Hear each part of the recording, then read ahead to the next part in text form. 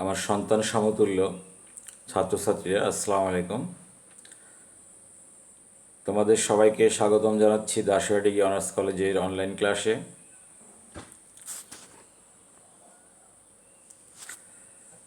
আমি তোমাদের সঙ্গে আছি মোহাম্মদ সেলিম হোসেন জুয়েল, প্রভাষক, হিসাব বিজ্ঞান বিভাগ, Dasuya degree honours college, Ishwardi, Pabna. আজকে আমরা শিখব একাদশ ও দ্বাদশ শ্রেণীর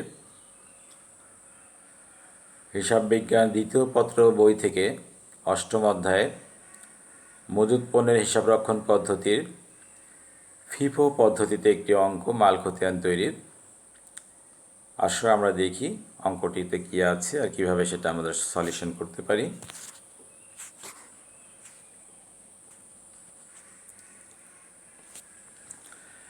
এখানে দেখো একটা প্রশ্ন আছে, তোমরা প্রশ্নটা খেয়াল করো।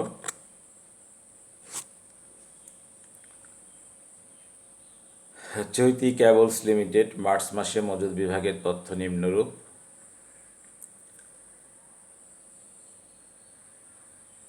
এক তারিখে ক্রয় 100 একক, কয়েল প্রতি দর 200 টাকা। 5 তারিখে ক্রয় 50 একক, কয়েল প্রতি দর 200 টাকা, 220 টাকা। 10 তারিখে 125 একক। 15 তারিখে ক্রয় 120 একক, 250 টাকা করে। 20 তারিখে ইস্যু 100 একক। 25 তারিখে ক্রয় 80 একক, 300 টাকা করে। আর 30 তারিখে ইস্যু 110 একক, 300 টাকা করে। এখানে আমরা তোমাদের অঙ্কটার খ অংশটুকু আজকে করব। খতে বলছে ফিফো পদ্ধতিতে মার্চ মাসের 1 হতে 25 তারিখ পর্যন্ত মজুত খতিয়ান তৈরি করো।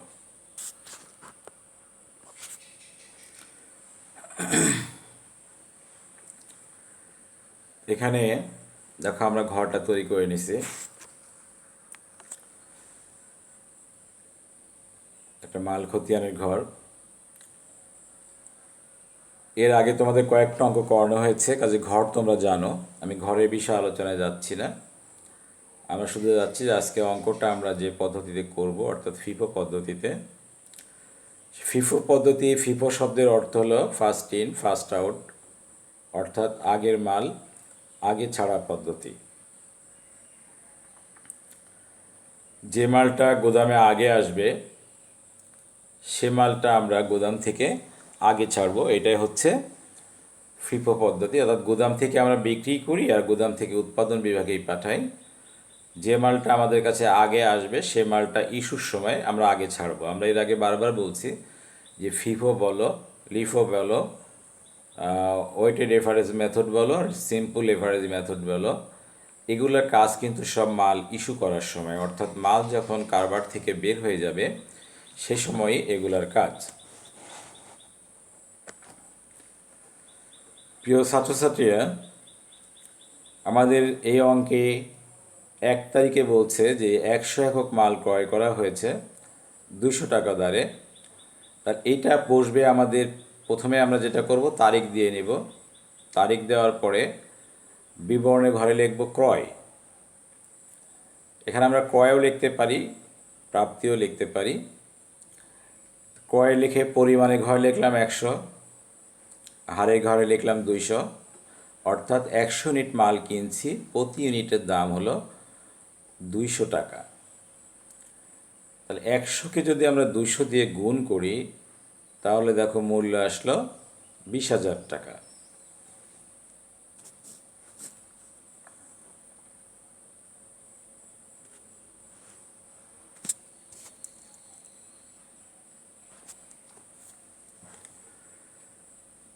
এখন এটা আমাদের সবচেয়ে গুরুত্বপূর্ণ কাজ হলো জের সাজানো।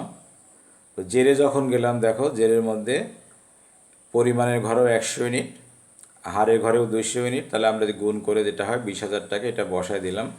তো কোনো পদ্ধতিতেই প্রথম দিন আসলে কোনো সমস্যা হয় না, মালের উদ্বৃত্তই থাক আর মাল ক্রয় করি। আমাদের সমস্যাগুলো হয় পরে যখন আমরা মাল ইস্যু করব তখন।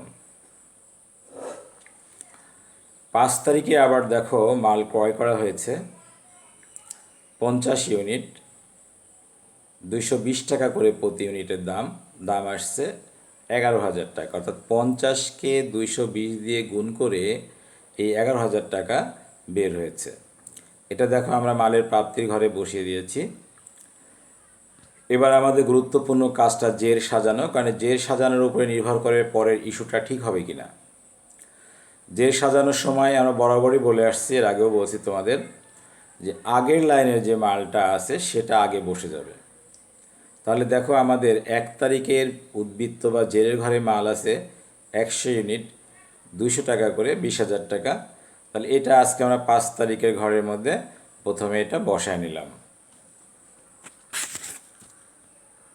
এই দেখো বসায় নিয়ে এবার নতুন যে কিনছি 50 ইউনিট, সেটা নিয়ে যে আমরা নিচ দিয়ে বসায় দিলাম 50 ইউনিট 220 টাকা করে, 11,000 টাকা। এরপরে আসি আমরা মার্চের 10 তারিখে বিক্রয়। প্রশ্নে বলছে মার্চের 10 তারিখে 125 ইউনিট মাল বিক্রি করছে। 125 ইউনিট মাল যদি আমরা বিক্রি করতে চাই,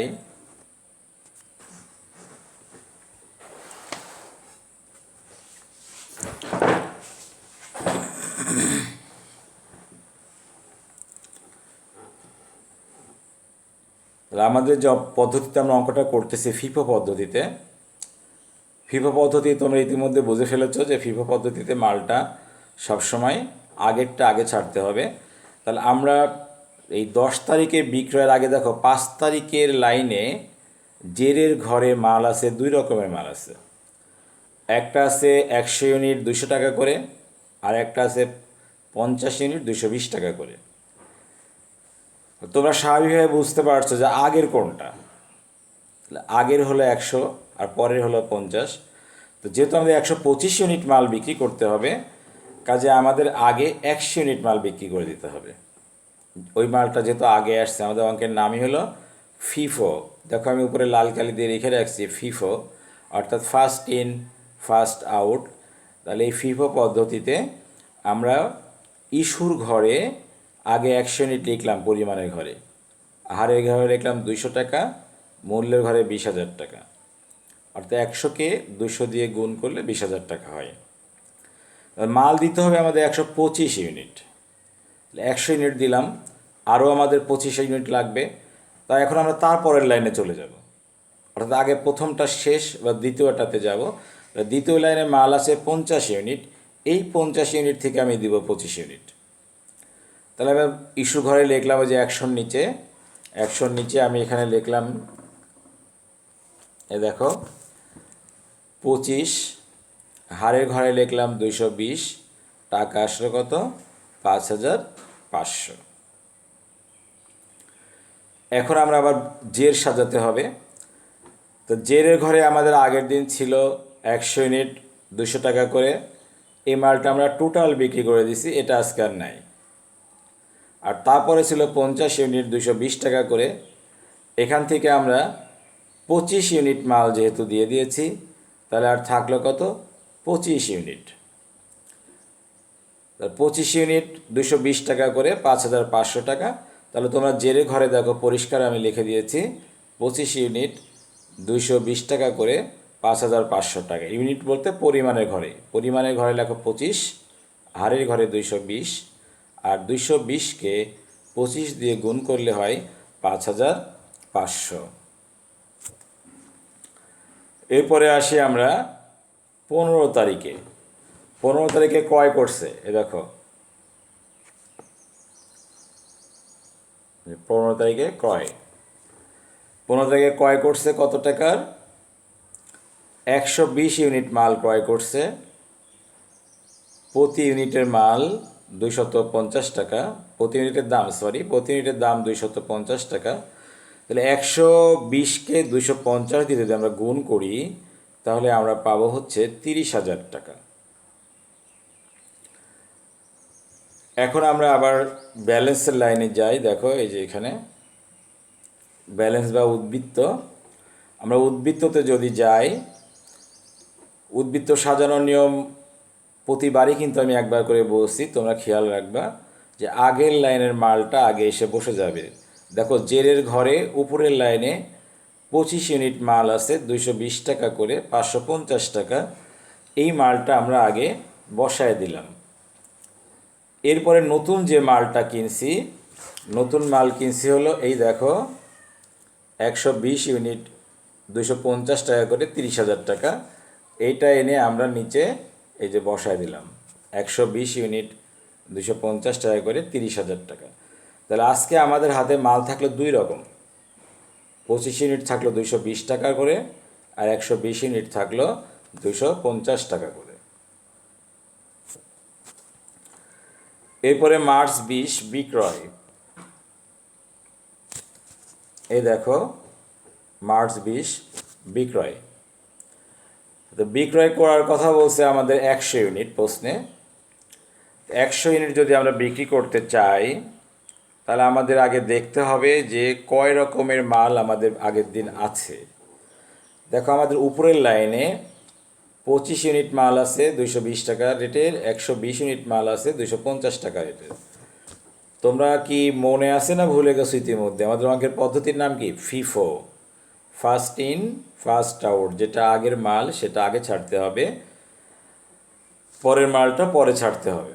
তাহলে এখানে আগের মাল যেহেতু আগে ছাড়বো, তাহলে আগের মাল আছে হলো আমাদের 25 ইউনিট। তো 25 ইউনিট মাল আমরা আগে দিয়ে নিই। 25 ইউনিট দেখো ইস্যুর ঘরে লিখলাম, যেহেতু আমরা যখন বিক্রি করব বা স্টোর থেকে কারখানাতে মাল যাবে তখন এগুলো আমাদের ইস্যুর ঘরে বসবে। ইস্যুর ঘরে প্রথমে 25 ইউনিট দিয়ে নিলাম, যেহেতু আগের মাল মাত্র 25 ইউনিটে আছে, 220 টাকা করে, 5,500 টাকা। আর পোস্টে বলছে যে টোটাল মাল দিতে হবে 100 ইউনিট। 100 ইউনিটের মধ্যে 25 ইউনিট দিয়ে দিই, তা আর দিতে হবে কত? 75 ইউনিট। তা আর 75 ইউনিট কোথা থেকে দিব? ওই যে দ্বিতীয় লাইন থেকে, কারণ উপরের 25 ইউনিট তো দিয়ে দিছি, আর এখন দ্বিতীয় লাইন থেকে দিব। তাহলে যে 120 ইউনিট মাল আছে 250 টাকা করে, এখান থেকে আমি 75 ইউনিট মাল দিয়ে দিব। এখানে দিয়ে দিলাম। দেখো ইস্যু ঘরে আমরা 25-এর নিচে লিখে দিছি পরিমাণের লাইনে 75, হার বা প্রতি ইউনিটের মূল্য এখানে আমরা দিয়েছি 250, আর 75কে 250 দিয়ে গুণ করলে হয়েছে 18,750। এখন আমাদের যেটা করতে হবে, আবার সেই উদ্বৃত্ত সাজাতে হবে। উদ্বৃত্ত সাজানোর নিয়ম তো তোমরা জানোই। এই জায়গায় আগের দিন আমাদের মাল ছিল 25 ইউনিট আর 120 ইউনিট। 25 ইউনিট কিন্তু সম্পূর্ণই আমরা দিয়ে দিছি। দেখো এই যে ইস্যুর ঘরের পরিমাণের লাইনে 25 দেওয়া রয়েছে, তাহলে এই মালটা আমাদের হাতে আর নাই। আমাদের এই যে পরের লাইন হলো 120 ইউনিট, এই 120 ইউনিট থেকে 75 ইউনিট দিয়ে দিয়েছি, তাহলে আমাদের হাতে মাল থাকলো আর মাত্র 45 ইউনিট। এই 45 ইউনিট মালের দাম 250 টাকা করে হলে 11,250 টাকা। তাহলে দেখো আমাদের আজকে জেরের লাইনে পরিমাণের ঘরে আছে 45, হারের ঘরে আছে 250, আর মূল্যের ঘরে আছে 11,250। আসো এরপরে কী আছে দেখি। এরপরে হলো আমাদের মার্চ 25। এখানে আমাদের ক্রয় করছে হলো কত ইউনিট ক্রয় করছে? প্রাপ্তির ঘরে দেখো 80 ইউনিট, পরিমাণের ঘরে লিখলাম আমরা 80, মূল্যটা হলো 300 টাকা করে। 80 ইউনিটকে যদি আমরা 300 দিয়ে গুণ করি তাহলে হয় 24,000 টাকা। এখন আমাদের সেই আবার গুরুত্বপূর্ণ কাজ যেটা, সেটা হচ্ছে জের সাজানো। জেরে আমরা তো বরাবর বলে আসছি যে জের যখন আমরা সাজাবো তখন আগের লাইনের মালটা আগে এসে বসে যাবে। দেখো আমাদের আগের দিন 45 ইউনিট মাল ছিল 250 টাকা করে, 11,250 টাকা। তাহলে এইটা আমরা নিচে বসায় নিলাম, 45, 250, 11,250। এবার আমরা আজকে যে মালটা কিনছি দেখো 80 ইউনিট 300 টাকা করে, 24,000 টাকা। এখন এই মালটা এসে এখানে নিচে বসে যাবে।